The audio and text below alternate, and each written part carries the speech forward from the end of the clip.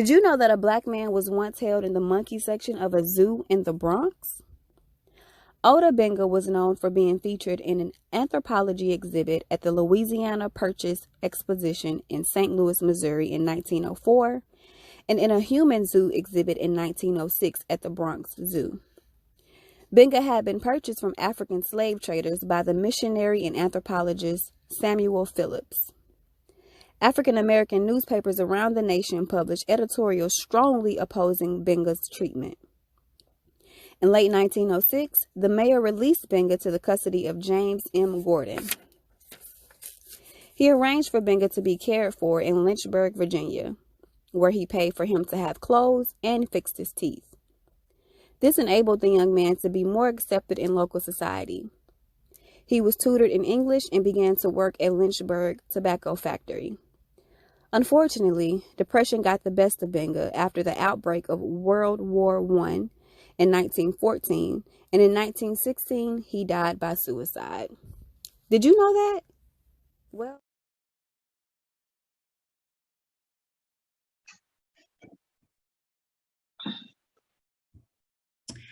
all right, so welcome back to another episode of My Quality is For Real. I am here with no stranger to the show.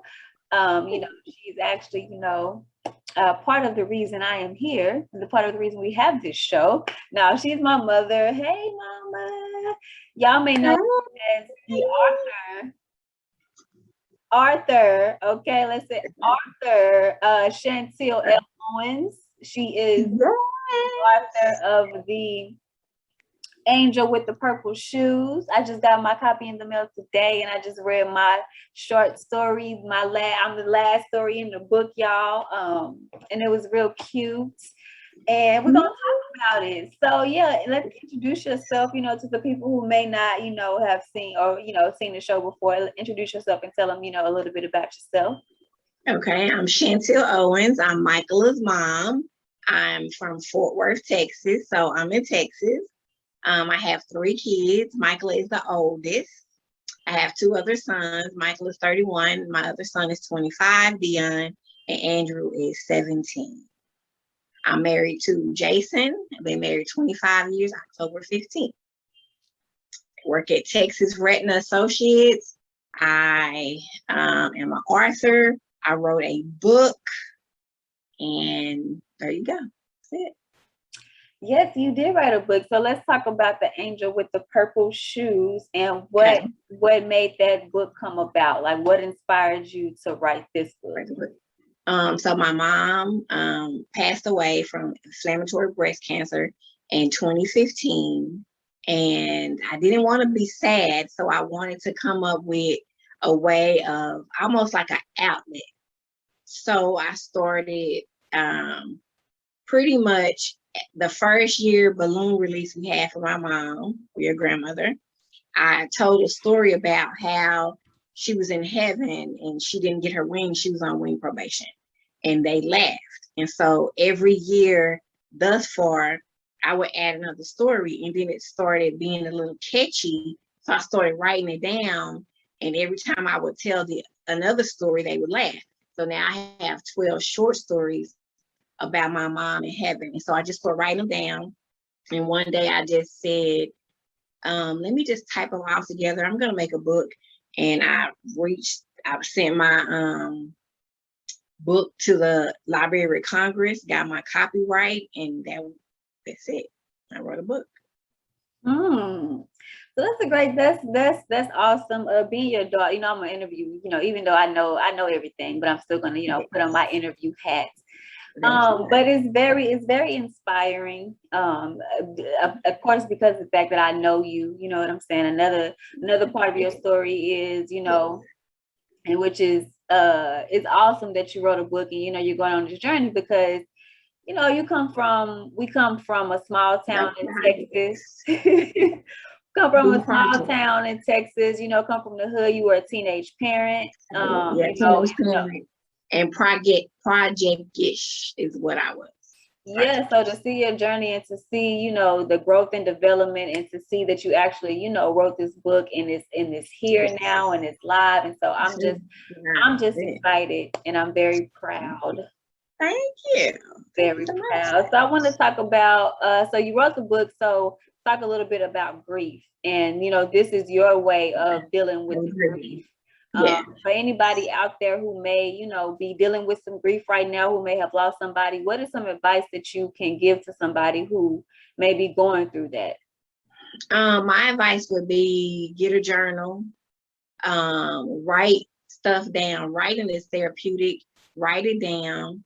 Think about, because you know, when people die, that's pretty much, you don't see them anymore. It's like the end of their journey. But you have their memories, and so you keep them alive by listening to the video that you shot of them, or look at pictures. You keep them alive. Don't just let them die. And so that's what I wanted to do with the book. I wanted my mom to live. And when you think about her now, it's like she's just transitioned into a new location, but she's still with us. So just think on the memories and the funny things, not just the sadness of their diagnosis and how they died. Mm-hmm. Think about their life and what they brought to you and your family. So think on those things, write a journal, and don't forget them. Don't let that casket, that burial service, that grave site be the end. Right. Yeah, because, you know, a lot of times that's hard that was the first time either one of us had lost anybody that close to us, you know. Well, my grandmother died, so we were close to her. My grandma died, but it was like, it was just different. Mm-hmm. And me and my mom weren't close. We weren't estranged, we just weren't close.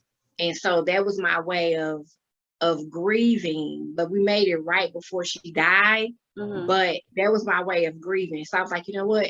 I'm just going to keep on writing. And at the end, it was very therapeutic for me. Hmm. Speaking of the whole writing process, because you basically self-published this book. Yes, so can you kind of talk a little bit about that? Like anybody out there who may be wanting to write a book, what was the process, and what steps did you have to take to actually write the book? So I just got an idea. I had a pen and a notebook by my side at all times. And so I just would keep writing and writing. And every time I had a thought, I would just write it down. So once I completed the story on paper, I just typed it all up, and I went to the Library of Congress, where you can go to just Google how to get a copyright. So I did that. It was during the pandemic. I was at work, I was bored, and I went to the website, and it showed you how to literally walk you through how to upload your story to their website. Mm-hmm. You pay for your copyright, and then you just wait. So it was July the 9th when I sent it, and I got a response back like a couple of weeks later that my copyright was approved. So I'm a single book author, short story, but they have like several different categories. Like if it's a poem, or if it's artwork. Mm-hmm. So I just took the short story one, uploaded it to the library. It's just that simple. I think it was like $39 to $40 to get your copyright, and then that was it. Mm. And after I did that, I went to a website called Fiverr, Fiverr. Mm-hmm. And they are a website that has freelance people to do everything imaginable. So I picked a book illustration. I picked a person to do my cover, and you pay them. You approve what they draw or illustrate. And I went through their site, and it was a little pricey, mm-hmm. But it was worth it. I just had the story, and I gave it to them, and they edited it and they illustrated it and did all that for me. Yeah. Okay. So yeah, the pandemic really birthed a lot of great things, even though, you know, it's kind of bittersweet, you know, but a lot of entrepreneurs, a lot of authors, a lot of great things have been birthed, you know, during this time. Right. Yeah. Yep. I mean, so it was, I did it. I couldn't believe once I sent my manuscript and they approved it, it was like, oh, okay, this is going somewhere. And then I got it edited and at first I didn't have the illustrations, I just had the story. But with the illustrations, you can kind of see what's going on. So it took me a while. I started in 2018 and finished it in 2020. And then I just drug my feet because I was nervous. And I really started doubting myself as, you're really not about to write a book, really? And so I would take my manuscript with me every day in my backpack to work and remind myself that I had a goal, and I would not stop until I achieved it. That's awesome. I definitely can say that is where I get my sense of, you know, that, you know, drive. that drive, that go-getter. You know, I definitely watched you growing up, and I just watched you, you know, just working a 9 to 5, you know what I'm saying? But it's always been in you, even with the plays and I you plays know, at church. acting, all of that type of stuff. Yeah, so that's awesome. So are you planning on writing anything else? Do you have anything else that you're working on? Yes, so I'm working on another book. And it's so I didn't know what type of writer I was going to be. I have a vision board and it says children's writer. So I think I'm a children's short story writer. So I have another book. I think I have 3 books in mind to write. So I have 3 ideas. The first idea is about cancer.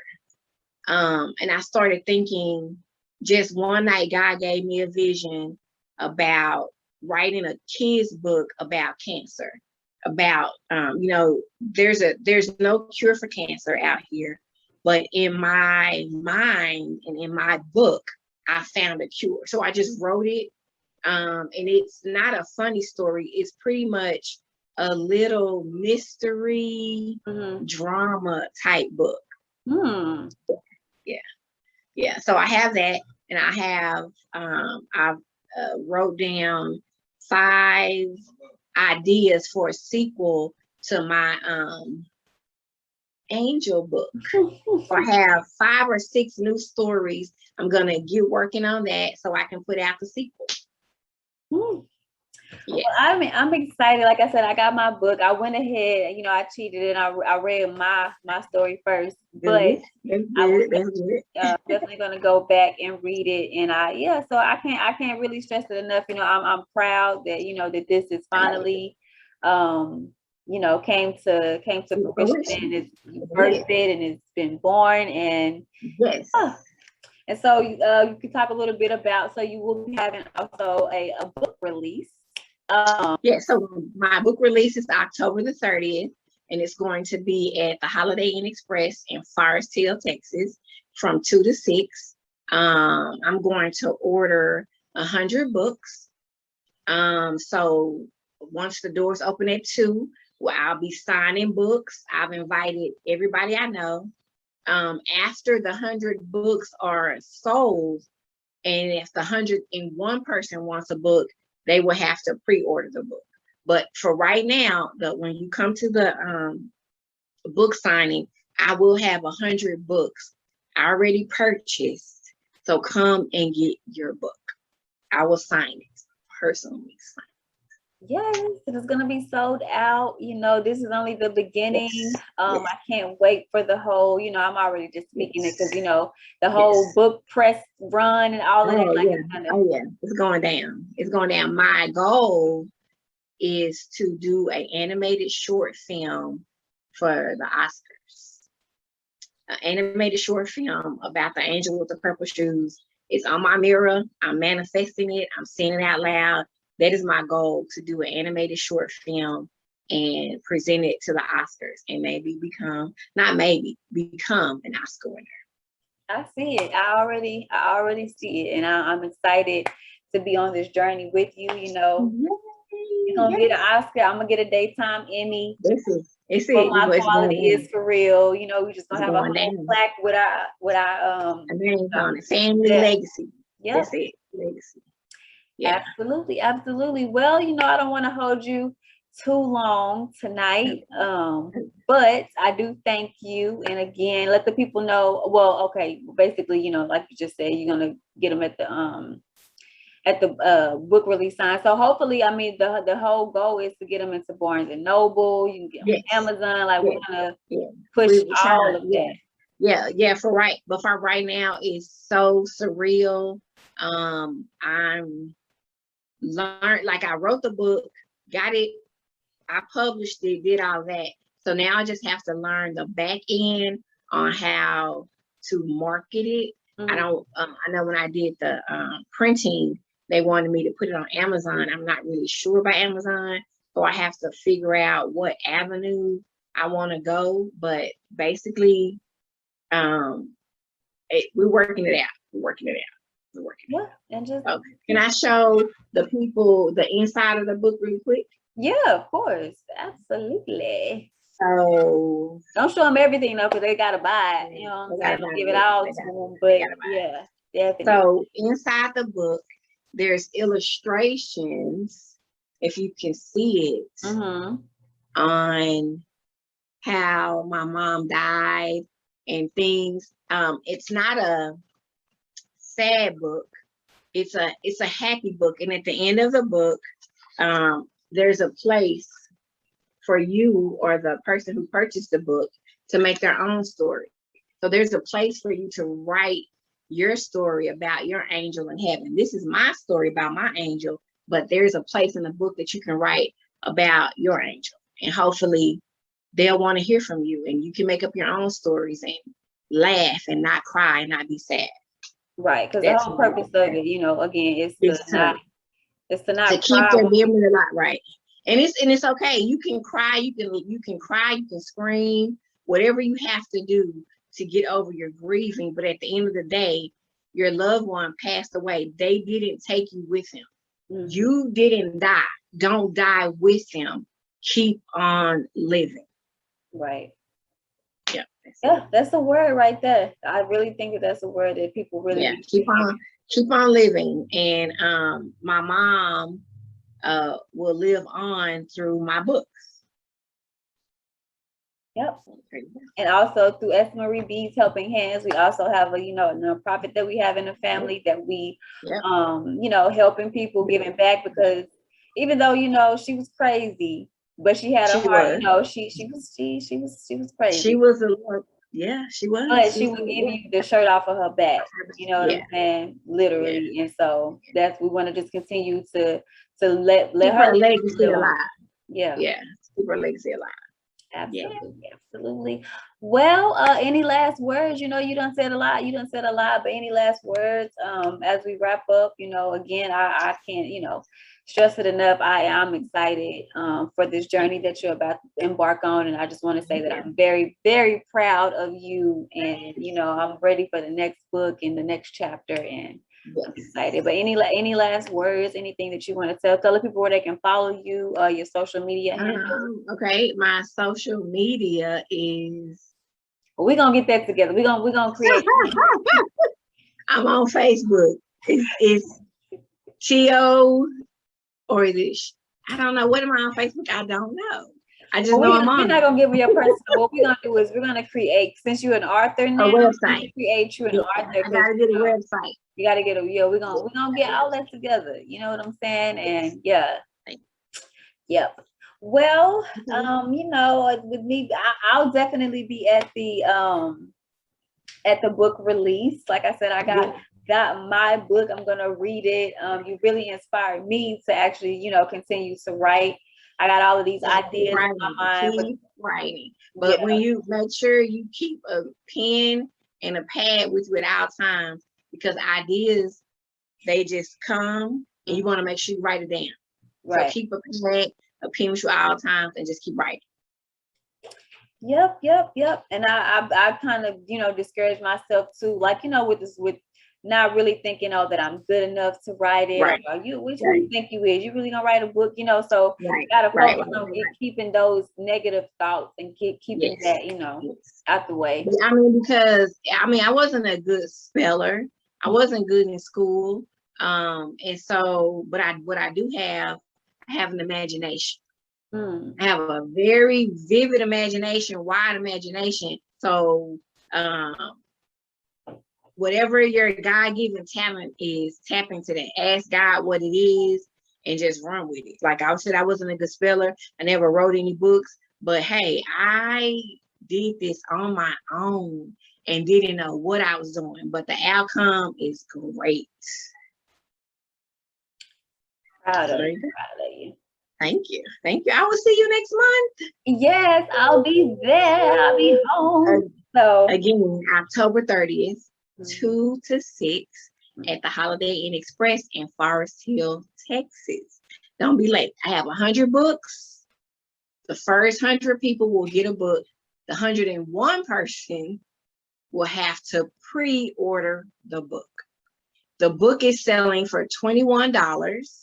So make sure you will take care of that once you get there by Cash App, Cash, or Zelle. But we'll have all the information there at the book signing. Again, it's $21. Come out, get a book. You will be pleased. You will laugh at my mom because she was crazy. Yes, she was. She was crazy. So. All right. Well, love you much. And, all right, girl. I'll talk to you in the morning. Read the book, not just your story. Read the whole book. I'm gonna read the whole book. I just wanted to read that. You know what I'm saying? It was funny. You know, it was. And when you read it, because we just came from New York in July. And it was before I even went to New York. I wrote about it, and it was like that experience in the book. Yeah, it was.